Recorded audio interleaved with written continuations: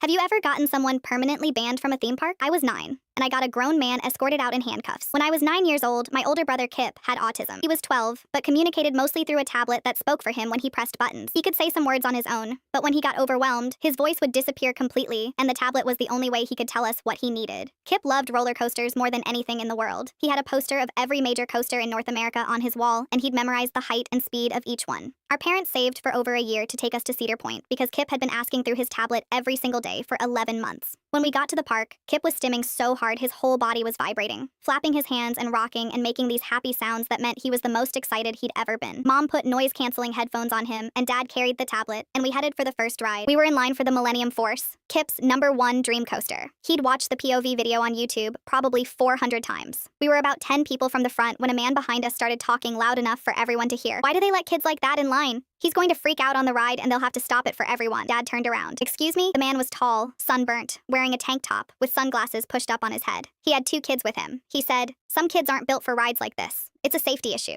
Dad said, "My son has ridden coasters before. He's fine." The man looked at Kip, who was flapping and pressing his tablet, and said, "He doesn't look fine to me." Kip heard him. I know he heard him because he stopped bouncing, and his hands went still, and he looked down at his shoes. Mom put her arm around him. The man said to his own kids, loud enough for us all to hear, "This is why some people shouldn't be in public. They ruin it for everyone else." I watched my brother's face shut down. The light that had been in his eyes all morning just switched off. He pressed his tablet once. It said, "I want to go home." Mom's face crumbled, and Kip pressed the tablet again. "I'm not broken." The man laughed. He said, "Did that thing just talk back to me?" I stepped between my brother and the man. I was 9 and small for my age and scared but angrier than I'd ever been. I said, "He's not a thing. He's my brother. And he's smarter than you because he memorized every coaster in this park and you can't even memorize basic manners." The man grabbed the front of my shirt and pulled me up on my toes. "You need to teach your kids some respect," he said to my dad. 2 things happened at the same time. My dad grabbed the man's wrist, and a park employee who had been watching from the ride platform spoke into his radio. Within 60 seconds, security was there. The man said, "That kid was harassing me." The ride attendant said, "I saw the whole thing. He grabbed a 9-year-old by the shirt." Security reviewed the Q camera footage on a monitor right there. You could see the man grabbing my shirt and lifting me onto my toes. You could see Kip standing behind us with his tablet clutched to his chest and his eyes on the ground. The head of security said, "You're being removed and banned from all Cedar Fair properties. We're contacting police because you assaulted a minor." 2 officers arrived and handcuffed him in front of the entire line. As they walked him out, a woman near the front started clapping. Then another person. Then the whole line. Kip looked up. He pressed his tablet. It said, "Can we ride now?" The attendant smiled and said, "You're next, buddy." Kip rode the Millennium Force 3 times that day. On the drive home, he pressed his tablet one more